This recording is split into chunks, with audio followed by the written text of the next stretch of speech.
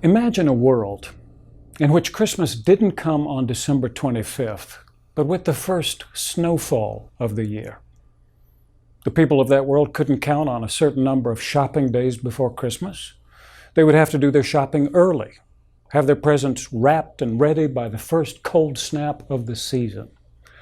The procrastinators would not be racing desperately through department stores on December 24th, but whenever the north wind blew and woolly gray clouds hung low in the sky. In some parts of the world, that would be earlier than others. Christmas could come today, signs would say in store windows, and advertisers would blare, "Don't let it catch you unprepared." For children, of course, it would be different. Each blustery day would be pregnant with possibility. From the middle of October on, they would leap from their beds in the morning and rush to the window, hoping to see the ground blanketed with white. At the breakfast table, they would ask their parents, "Do you think it might come today? Do you think it will come tomorrow?" The most popular show on television would be the evening news with its weather report. Children would huddle around the set hoping that on this night, as he did several times each year, the weatherman would put on his Santa Claus hat and predict snow. "What's that?" he would ask. "Do I hear jingle bells?" Yes, boys and girls, they had Christmas in Denver, Colorado yesterday, and it looks like it's coming our way. No child would sleep well on a night like that, getting up several times to look out the window and see if there were any flakes of snow swirling around the street light on the corner. And what a disappointment to find at the first light of dawn the same brown grass on the ground that had been there the day before. But when it did come, the little girl, cutting a snowman out of white construction paper, would look out the window of her first grade classroom and see that first flake of snow drifting down out of the sky. "Christmas is here!" she would scream, and the others would leap up from their places and rush to the window to see it for themselves. "It is!" they would shout. "It is! Look, there goes another flake, and another, and another." Little girls would grab each other by the hands and twirl around the room, their pigtails flying. Little boys would start counting off on their fingers the gifts they would get that day. Teachers would sigh with relief and join the pandemonium, as grateful as their students that it had finally come. "May I have your attention, please?" the principal would announce over the loudspeaker in a big, jolly voice. "It looks like Christmas is finally here."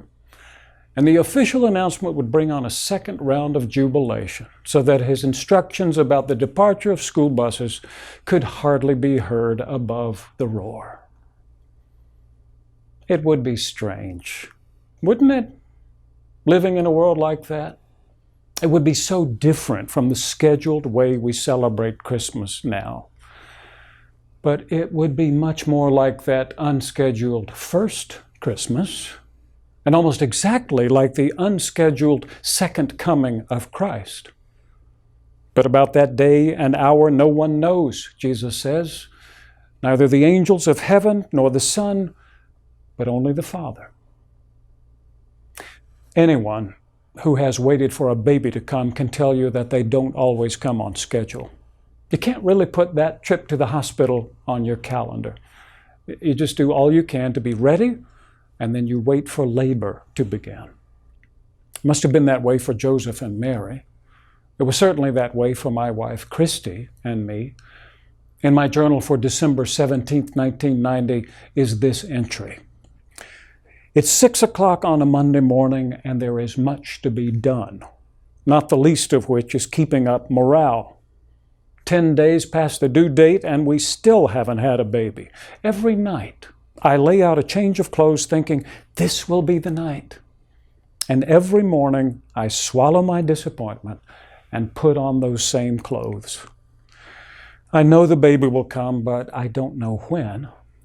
Living in a state of constant readiness is difficult. Learning that in the season of Advent seems oddly appropriate, but not especially comforting. Is this how we are supposed to wait for the second coming of Christ? With clothes laid out beside the bed? With calluses on our knees? Probably so. Even so, come, Lord Jesus, and come, little Catherine. We have been waiting for you for so long. It will be such a joy to hold you in our arms and fall in love with your sweet face. Could it be today? Less than 24 hours after that entry, Catherine did come. But even so, Christy and I barely made it to the hospital. Try as you might to be ready, the birth of a child can sneak up on you, like the first snow of winter, like a thief in the night. The coming of Christ caught his mother in a strange town, miles away from the comforts of home and the help of her local midwife. Not now, she groaned, when the first pain came, not here. She must have known that it would come soon, but if she had known exactly when the child would have been born, don't you think she might have been better prepared and not caught giving birth in a barn? But the second coming of Christ is even less predictable, and so, says Jesus, we must be ready all the time, with our clothes laid out and calluses on our knees, but also with our hearts full of hope, like children waiting for Christmas to come, like a woman expecting a baby. For so long now, the idea of the second coming has been wrapped in such frightening images that we have stopped talking about it much in sophisticated churches like this one. For as the days of Noah were, so will be the coming of the Son of Man, Jesus warns in our gospel lesson. For as in those days before the flood they were eating and drinking, marrying and giving in marriage, until the day Noah entered the ark, and they knew nothing until the flood came and swept them all away, so too will be the coming of the Son of Man. Then two will be in the field. One will be taken and one will be left. Two women will be grinding meal together. One will be taken and one will be left. Keep awake, therefore, for you do not know on what day your Lord is coming. But understand this, if the owner of the house had known in what part of the night the thief was coming, he would have stayed awake and would not have let his house be broken into. Therefore you also must be ready, for the Son of Man is coming at an unexpected hour. It's a little frightening, isn't it?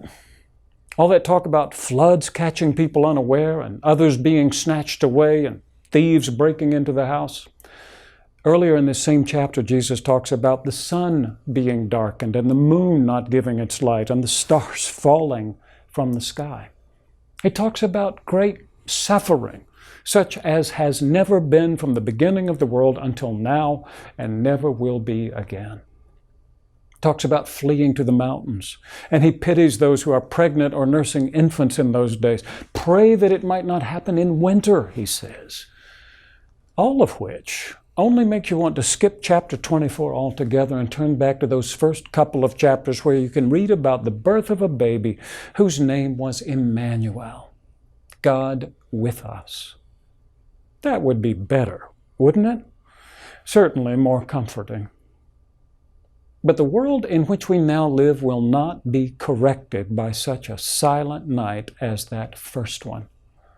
At the deepest level of our need, we long for the coming of someone who will have the power to do what needs to be done, to make the wrong right, the crooked straight, the rough places plain. We look for the one who will let justice roll down like waters and righteousness like an ever-flowing stream.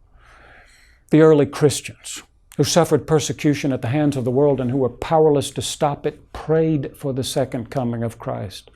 They had heard of his return from the disciples, and they waited for it with pounding hearts, watching the skies like children, longing for the first snowfall of winter. Maranatha, they prayed. Come, Lord Jesus, because they believed with all their hearts that the one who came again would be the same one who had come before.